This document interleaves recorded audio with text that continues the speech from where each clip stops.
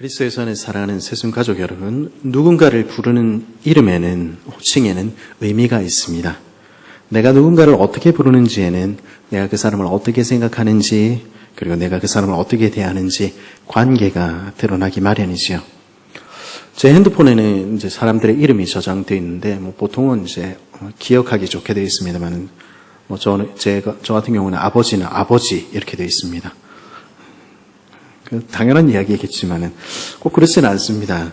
제가 지금은 그 시절을 부끄러워합니다만은 제가 조금 더 어렸을 적에, 많이 어렸을 적에 아버지와 관계가 조금 불편했을 때 저는 아버지를 아버지라 부르지 아니하고 문장로님이라 불렀습니다. 집에서도 문장로님 오셨습니까? 문장로님 식사하시지요. 혹시 집에서 집사님, 장로님, 권사님으로 불리는 분들 안 계시죠? 네. 이제는 아버지를 아버지라 부릅니다. 관계를 의미하는 것이죠. 물론 이 관계가 참으로 의미 있는 관계가 되는 일은 이름만, 호칭만 그럴싸하게 부른다고 되는 것은 아닙니다. 우리가 남이가, 우리 형제 아이가, 이래놓고도 등쳐먹는 사람들 이야기 우리 잘 알지 않습니까? 그 이름에, 그 고백에 걸맞는 삶이 필요한 것이죠. 그럴 때 우리는 정말로 그 이름에 걸맞는, 어울리는, 그 고백에 어울리는 깊은 관계가 되는 것이죠. 그것은 우리 하나님과의 관계도 마찬가지일지 모르겠습니다. 여러분들은 하나님을 누구라 부르십니까? 내 아버지의 하나님, 내 어머니의 하나님 이렇게 부르십니까?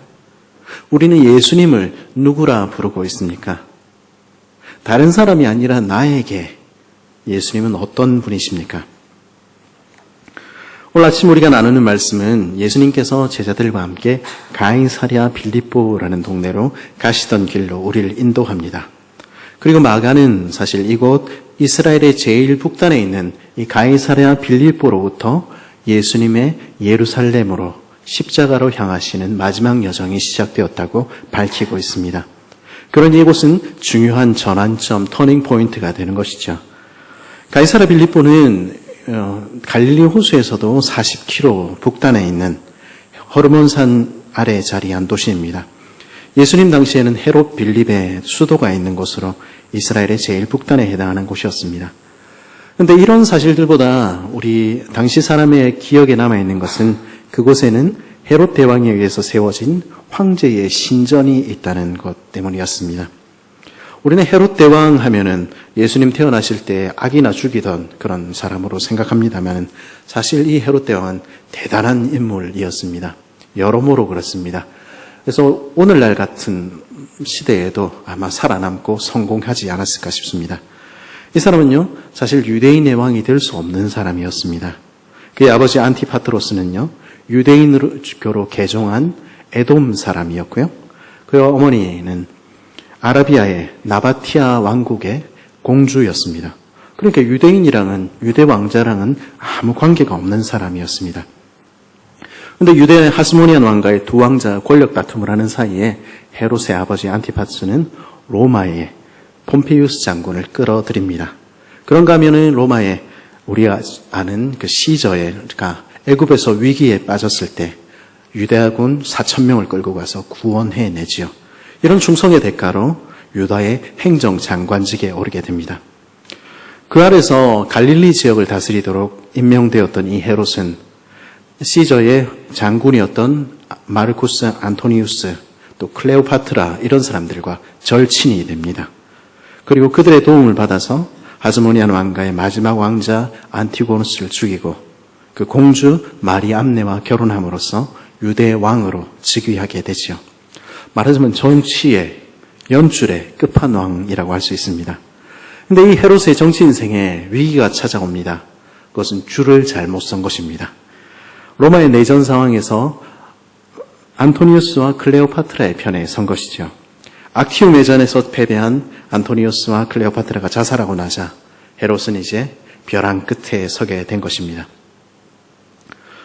이제 황제가 자기를 용서할 리가 없다고 생각한 것이죠. 그 절체절명의 순간에 헤롯은 결단을 내립니다. 가족을 불러서 유언을 남기고는 왕관을 벗어들고는 그리고 로도스 섬에 주둔 중이던 황제를 찾아갑니다. 그리고는 말하지요. 나는 안토니우스의 친구로서 그에게 성실했습니다. 그것이 죄가 된다면 저를 죽이십시오. 하지만 그는 이제 죽었습니다. 만일 당신이 나를 친구로 받아들여준다면 나는 그보다 더한 충성으로 당신만을 섬기겠습니다. 당신이 이제 나의 주님이 될 것입니다. 이 고백은 목숨을 건 고백이었습니다. 그리고 황제는 이런 헤롯을 기꺼이 받아들입니다.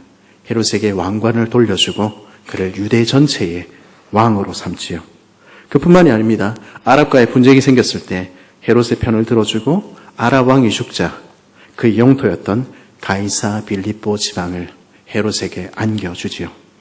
그 고백은 당신만이 나의 주님이 될 것입니다 라는 고백은 충분한 대가를 얻었던 것입니다. 헤롯은 그래서 그를 영광의 자리에 앉혀준, 그를 왕으로 만들어준 황제를 위해서 이곳 가이사랴 빌립보에 흰 대리석으로 만든 신전을 세웁니다.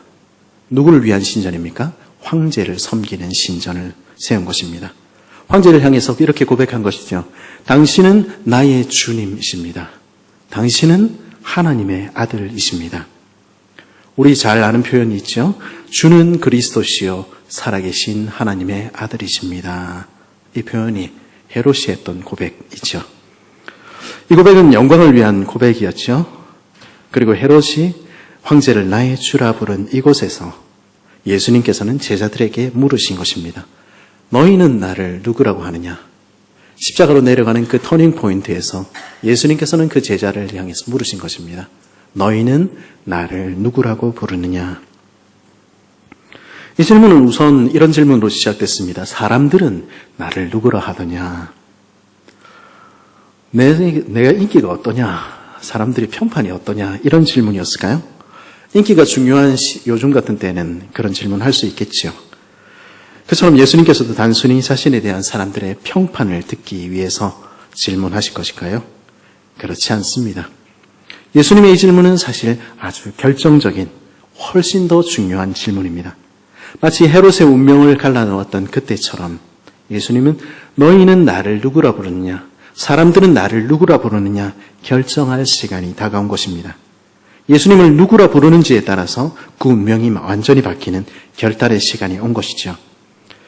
이 질문 앞에서 제자들은 대답했습니다. 제자들이 여짜와 이르되 세례 요한이라고도 하고 더러는 엘리야, 더러는 선지자 중에 하나라 하더이다. 세례 요한은 우리가 잘 아는 사람입니다. 하나님의 나라가 가까웠음을 외치며 유대인들에게 회개를 촉구했던 마지막 선지자입니다. 그리고 그에게 세례를 받기 위해서 바리새인들을 포함해서 헤롯까지도 그를 존경했지요. 온 유대 사람들이 요단강으로 나왔습니다.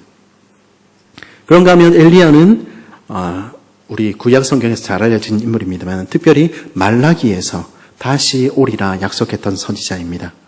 여호와의 크고 두려운 심판의 날이 이르기 전에 와서 그 백성의 마음을 하나님께 돌리리라 하는 역할을 맡은 선지자지요.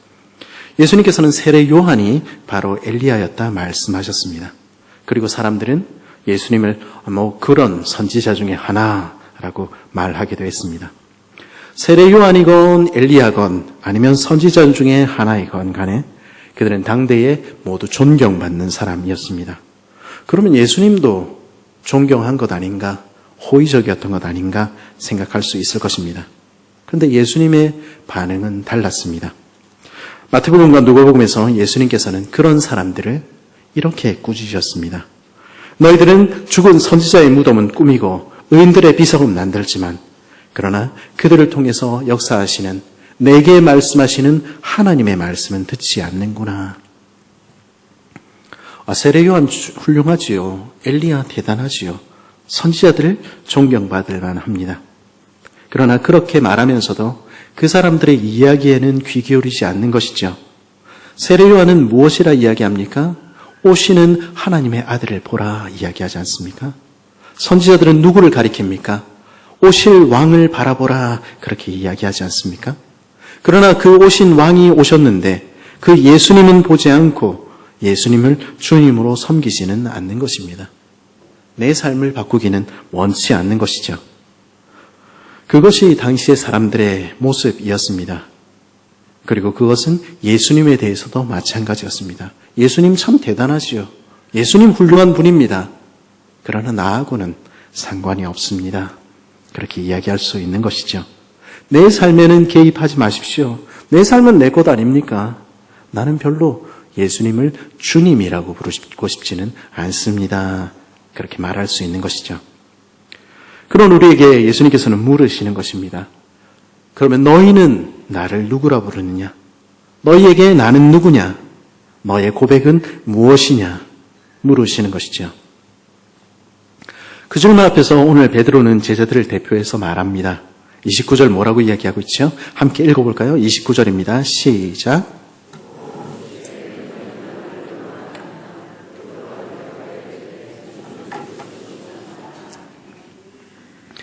베드로는 대답했습니다. 주는 그리스도시니이다. 당신은 그리스도십니다. 그리스도라는 이 말은 문자적으로는 기름 부음 받은 자라는 뜻입니다. 히브리어는 메시아가 바로 이 말입니다. 이 칭호의 뜻은 그리스도든 메시아든 그 뜻은 왕이라는 뜻입니다. 이사야서 61장에 이렇게 예언하고 있지요. 주 여호와의 영이 내게 내리셨으니 이는 여호와께서 내게 기름을 부으사 가난한 자에게 아름다운 소식을 전하게 하려 하심이라.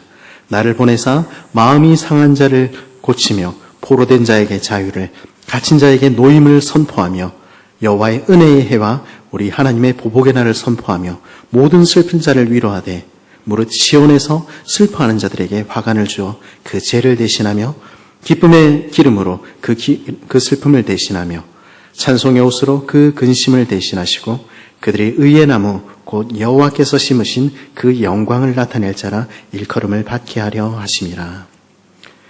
메시아는요, 그리스도는요, 가난한 자에게 복음을 전하시며 마음이 상한 자를 고치시며 포로된 자에게 자유를, 갇힌 자에게 노임을 전파하시며 희년을 가져오시는 하나님의 나라를 가져오시는 왕이십니다.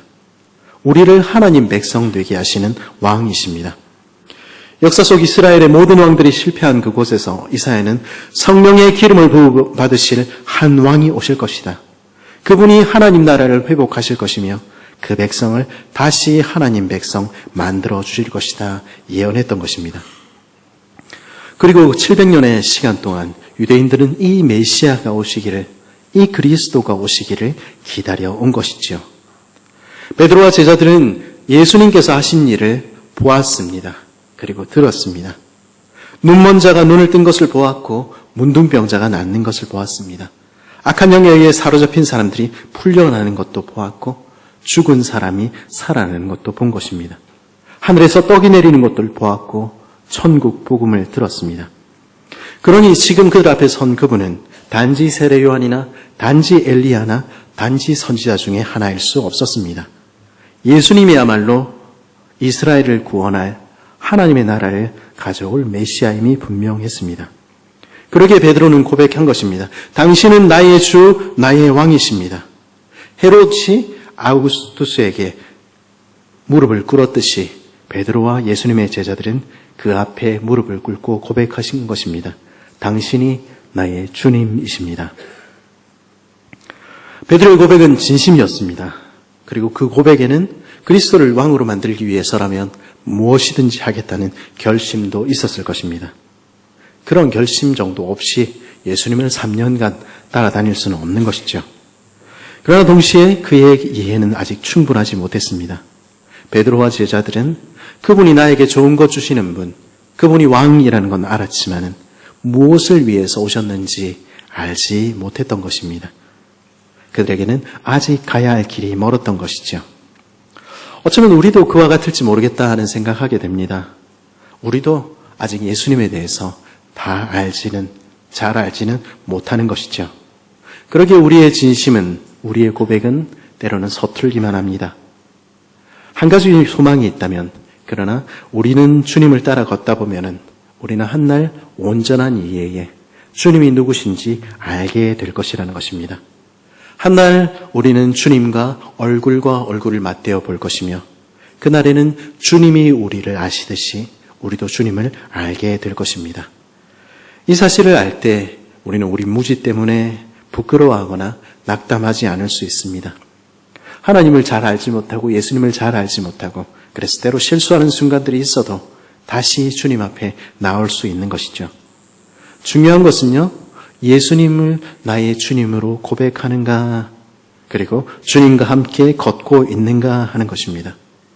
우린 때로는 낙담하고 때로는 흔들리지만, 때로는 못났다고 하지만, 울고 웃으며 그 삶을 살아가지만, 그러나 주님을 나의 주님으로 붙들고 있는 한, 주님과 함께 걷고 있는 한, 우리는 반드시 주님의 나라에 이르게 될 것입니다. 그것이 우리의 소망이지요.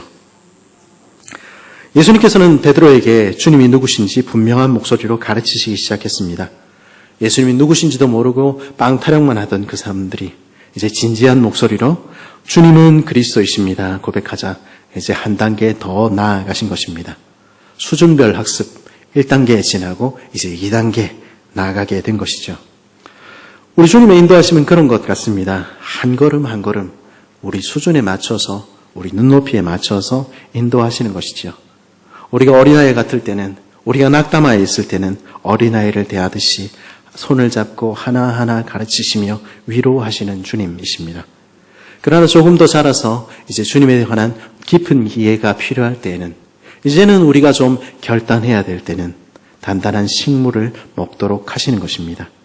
우리를 가장 잘 아시는 주님께서는, 우리를 가장 좋은 길로 인도하시는 주님께서는 그렇게 인도하시는 것입니다.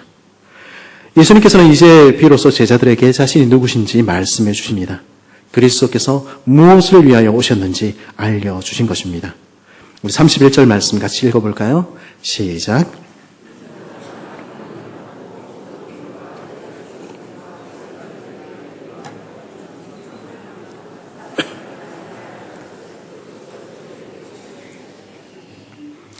예수님께서는 이제 분명한 목소리를 말씀하셨습니다.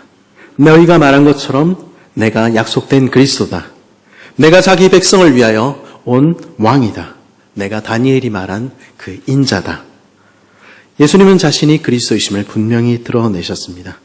그러나 이야기는 거기서 그치지 않았습니다. 그리고는 그리스도께서 무엇을 위해서 오셨는지 그들에게 알려주신 것입니다. 그러나 너희는 그리스도가 무엇을 위해서 왔는지 알고 있니? 인자는 많은 고난을 받아야 한다. 이사야 53장의 종의 놀이가 그렇게 가르치고 있지 않니? 지금 이스라엘을 다스리고 있는 지도자들인 장로들과 대제사장들과 서기관들, 그 사람들 날 받아들이지 않을 거야. 나는 자기 백성에게 버림받는 왕 되기 위해 이 땅에 온 거야. 그리고 나는 죽임을 당할 것이다. 왕인 내가 저주를 받은 자가 되어서 그 백성을 위해서 나무에 달려 죽을 거야. 그러나 나는 다시 살아날 것이다. 사흘 만에 다시 살아날 것이다.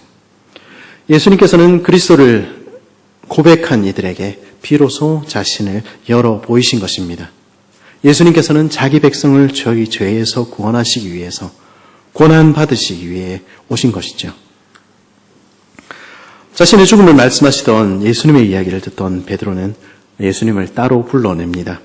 주님, 잠깐 이리 와 보이시다. 그리고는 예수님을 꾸짖었습니다. 32절에 보니까 드러내놓고 이 말씀을 하시니 베드로가 예수님을 붙들고 항변하매 이렇게 되어 있지만, 항변하다라는 이 말씀은 사실 34절에 등장하는 예수님께서 꾸짖다라는 말과 같은 말입니다. 주님 지금 무슨 말씀하시는 겁니까? 지금 예루살렘으로 정권 잡으러 가는 마당에 무슨 약한 소리를 하시는 것입니까? 죽기는 왜 죽습니까? 이길 생각해야지. 예수님께서는 인생 모르는 젊은 예수님을 베드로가 좀 훈계해야 되겠다고 생각한 것일까요? 아니면은 주님의 고난이 안타까웠던 충정의 발로였을까요? 어쩌면 이 꾸짖음 아래에는 자신이 얻을 것에 대한 기대가 깔려 있었을지 모르겠습니다. 예수님이 그렇게 말씀하시면 지난 3년간 예수님만 따라온 우리는 뭐가 됩니까? 그 영광은 뭐가 됩니까? 예수님이 나의 주님, 나의 왕이라고 부르지만은, 그러나 그 마음속에는 그가 얻을 것에 대한 기대가, 영광에 대한 기대가 있었을지 모르겠습니다. 결과적으로 베드로는 예수님께서 광야에서 받으셨던 그 시험으로 예수님을 시험한 것입니다. 예수님의 광야의 세 가지 시험은 예수님의 인생에 걸쳐서 겪으셨던 중요한 순간마다 그에게 나타났던 시험들을 보여줍니다. 그 시험들은 어떤 것이었죠? 당장의 어려움, 당장의 고난을 해결하기 위해 하나님의 능력을 사용하라는 시험이었습니다. 첫 번째 시험은 말씀보다는 이 땅의 빵이 더 중요하다는 시험이었지요. 그것은 가난을 알고 아픔을 아는 예수님께는, 형제 자매들을, 그 굶주린 백성들의 왕께는 큰 시험이었을 것입니다. 예수님의 마지막 시험은 어떤 것이었습니까? 성전에서 뛰어내리라고, 십자가에서 내려와서 자신이 하나님의 아들임을 증명하라는 시험이었습니다. 예수님의 십자가상에서 그 대제사장들은 그를 향해서 그렇게 유혹했었지요. 그리고 오늘 두 번째 유혹이, 두 번째 시험이 주어지고 있는 것입니다. 잠시만 굽히면 천하 만국과 그 영광을 얻을 수 있다는 시험이 그것입니다. 마귀가 그를 데리고 지극히 높은 산으로 가서 천하 만국과 그 영광을 보여 이르되 만일 내게 엎드려 경배하면 이 모든 것을 내게 주리라. 이에 예수께서 말씀하시되 사탄아 물러가라. 기록되었을 때 주 너희 하나님께 경배하고 다만 그를 섬기라 하였느니라. 마귀는요, 하나님을 아예 섬기지 마라 이런 이야기 하지 않습니다. 그러면 우리도 거부하지요. 다만 하나님 외에 다른 것들도 그만큼 중요하지 않느냐, 그렇게 유혹하는 것입니다. 세상에 그것만 있는 거 아니지 않느냐고, 천하 만국과 그 영광들을 보라고, 이 좋은 세상이 있는데 그거 다 포기하고 고난의 길만, 십자가의 길만, 그것만 하나님을 섬기는 길이냐, 사탄은 그렇게 유혹하는 것입니다. 우리가 맞닥뜨리는 가장 근본적인 시험은요, 유일신앙에 관한 시험입니다.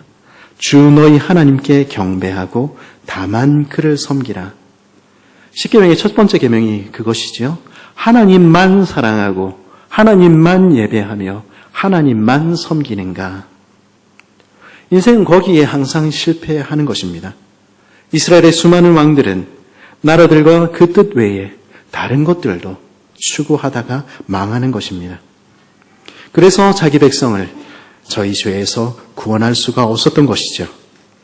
지금 베드로는 십자가로 향하시는 그 길 모퉁이에서 예수님께 그것 말고도 좋은 길 있지 않냐고, 좋은 게 좋은 것 아니냐며 고난과 십자가의 길 외에 영광의 길을 걸어가시도록 유혹하는 것입니다. 자신도 모르는 사이에 사탄처럼 주님을 막아서는 것이죠. 만일 이야기가 그렇게 끝났다면 어떻게 됐겠습니까? 제자들은 이 땅의 것들로 배부를 수 있었을 것입니다. 그 손에 쥔 권력으로 만족할 수 있었을 것입니다. 그러나 그들의 마지막 시간이 다하는 그날, 그들의 영혼은 어떻게 되겠습니까? 영원한 지옥으로 가게 되는 것입니다. 그들은 이 땅의 것들을 얻는 대신에 영원한 것을, 영혼을 잃게 되었을 것입니다. 예수님께서는 그것을 두고 보실 수가 없었던 것입니다. 그래서 예수님께서는 사탄을 꾸짖었듯이 베드로를 무섭게 꾸짖으신 것이죠. 예수께서 돌이키사 제자들을 보시며 베드로를 꾸짖어 이르시되 사탄아 내 뒤로 물러가라. 내가 하나님의 일을 생각하지 아니하고 도리어 사람의 일을 생각하는도다 하시고, 내게는 하나님보다 사람이 더 중요하구나. 너는 하나님의 일보다 사람의 일을 마음에 두는구나. 너는 일신의 평안이 하나님의 뜻을 이루고 영혼을 얻는 일보다 더 중요하구나. 너는 정말로 중요한 것이 무엇인지 알지 못하는구나. 그래서 예수님께서는 자신을 주로 부르는 이들을 향해서, 나는 그래도 예수님을 따르고 있다 말하는 제자들을 향해서 말씀하시는 것입니다. 무리와 제자들을 불러 이르시되 누구든지 나를 따라오려거든 자기를 부인하고 자기 십자가를 지고 나를 따를 것이니라. 예수님께서는 제자들을 향해서 말씀하시는 것입니다. 너희는 나를 누구라고 부르니? 너희는 나를 주라고 부르며 나를 따르는 제자들이니? 그렇다면 누구든지 나를 따라오려거든 자기가 무엇을 이 땅에서 얻겠다고 그 영광을 생각하며 쫓아서는 안 돼. 내가 가는 길은 십자가의 길, 죽음의 길일 수 있으니까. 나를 따라오려는 사람들은 자기 십자가를 지고 나를 따라와야 돼. 그리고 거기 매달려 죽을 각오를 해야 해. 주님 그렇게 말씀하신 것입니다. 이 말씀은 때로는 우리를 낙담하게 만들지 모르겠습니다. 십자가를 지라고? 이 말씀은 우리를 따르지 말라고 하는 말씀입니까? 그렇지 않습니다. 이 이야기의 뒤에 담긴 것은 그 사랑하는 제자들을 향해서 끝까지 주님을 따라오라고 말씀하시는 것입니다. 끝까지.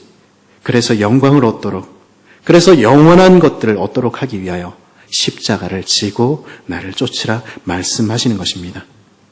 자기 목숨 하나 구원하고자 하는 자는, 이 땅에서 그 생명을 아끼는 자는 영원한 생명을 얻을 수 없다는 것입니다. 그러나 주님이시요 왕이신 예수님과 그 복음을 위하여 자기 목숨을 이 땅에서 잃는 자들은 영원한 생명으로 나오게 될 것이라는 것입니다. 나를 따라오렴 온 천하를 얻는다 한들 영원한 생명을 잃으면, 영혼을 잃으면 무슨 유익이 있겠니? 그 영혼은 무엇보다도 바꿀 수 없는 것이지 않니? 주님은 말씀하시는 것입니다. 이 세대는 참되고 사신 하나님 대신에 빵을, 명예를, 물질을 더 섬기는 악한 시대 아니니? 하나님과 다른 것들을 겸하여 섬기는 음란한 세대 아니니? 이 세상 속에서 너희는 나를 누구라고 부르니? 너희는 이 악한 세대 속에서 어떻게 살겠니? 주님 그렇게 말씀하시는 것입니다. 이 세대 속에서 나와 내 말을 부끄러워하며 다른 것들을 택해서는 안 돼. 반드시 나는 하나님의 영광으로 거룩한 천군을 거느리고 올 텐데 그때 너는 어떤 모습으로 서 있겠니? 너는 그날에 영원한 생명을 얻을 수 있겠니? 주님 말씀하시는 것입니다. 우리는 그 주님을 따르고 있습니까? 그 주님을 주님이라고 고백하고 있습니까? 다른 무엇보다도, 다른 어떤 것보다도 주님을 사랑하며 주님을 왕으로 섬기며 그렇게 살고 있습니까? 사도들이 세상을 떠난 후에 교회를 책임졌던 이들을 우리는 속사도, 사도들의 제자라고 부릅니다. 그 중에 요한의 제자였던 폴리캅이라는 분이 계셨습니다. 근데 이분이 이제 86세의 나이에 사로잡혀서 원형 경기장으로 끌려가게 됐습니다. 거기서 로마의 관리들은 그에게 묻습니다. 가이사 황제를 주님으로 부르는 것이 무슨 큰 잘못이 되냐? 주님을 섬기지 말라는 게 아니야. 하나님을 섬기지 말라는 게 아니야. 그러나 가이사 황제를 주님으로 부르라는 거야. 종교의식이 거행될 때 참석해서 희생제사를 드리는 것이 무슨 해가 되겠냐? 그게 안전을 보장할 수 있는 길 아니니? 그 질문 앞에 폴리캅은 아무 대답도 하지 않습니다. 자꾸 대답을 강요하자 그럴 수는 없습니다. 한마디를 남기지요. 원형 경기장으로 십자가를 끌고 가서 매달립니다. 그리고 그의 아래에 장작이 쌓이지요. 그리고 마지막으로 그에게 계속 회유합니다. 그러나 그 모든 회유 앞에서 폴리캅은 이렇게 외칩니다. 내가 86년 동안 주님을 섬겨왔지만 주님은 내게 절대로 해를 입히신 일이 없습니다.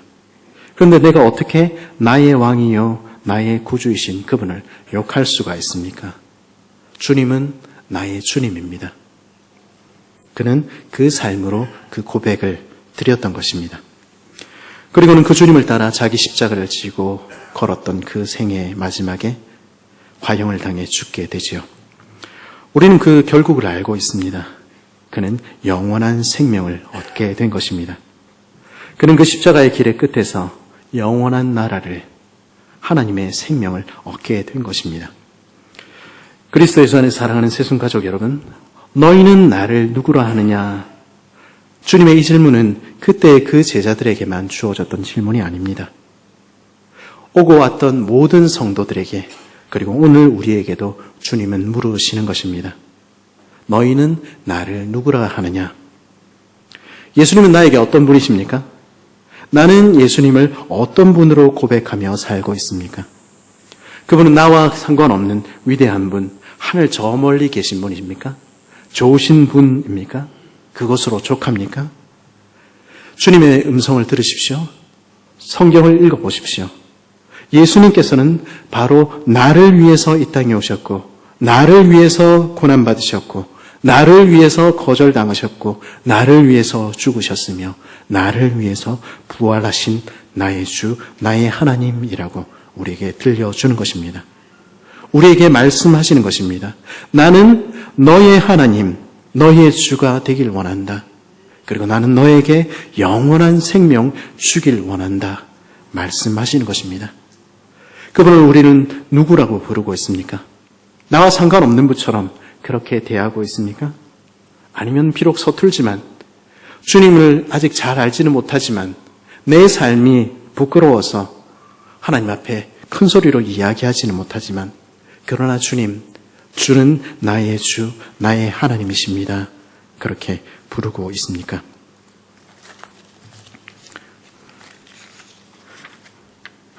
그렇게 주께 나아갈 때 주님은 반드시 우리를 안아주실 것입니다.